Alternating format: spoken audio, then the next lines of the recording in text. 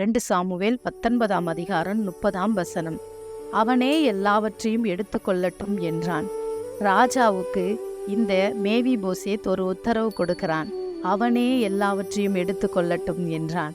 இங்கே ராஜாவினிடத்தில் இந்த மேவிபோசேத்திற்கு ஒரு அநியாயம் நடக்கிறது. நீதி செய்ய வேண்டிய ராஜா இங்கே நீதி தவறி ஒரு நீதி தவறுன ஒரு உத்தரவை அவர் கொடுக்கிறார். அதற்கு இந்த மேவிபோசேத் சரியான ஒரு வார்த்தையை அவர் சொல்லி அவர் அந்த இடத்தை விட்டு கடந்து போகிறார். அவனே எல்லாவற்றையும் எடுத்துக்கொள்ளட்டும்.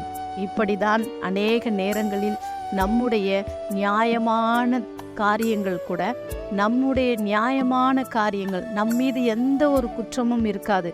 ஆனால் அது வெளியிலே போய் சொல்லுகிறவர்கள் தவறான விதத்திலே சொல்லுவார்கள். அதை எவ்வளவு பெரிய ஆட்களாக இருந்தாலும் நம்பி விடுவார்கள். ஆனால் தேவன் சொல்லுகிறார், உன் நீதியை நான் உனக்காக நிலை நிறுத்துவேன்.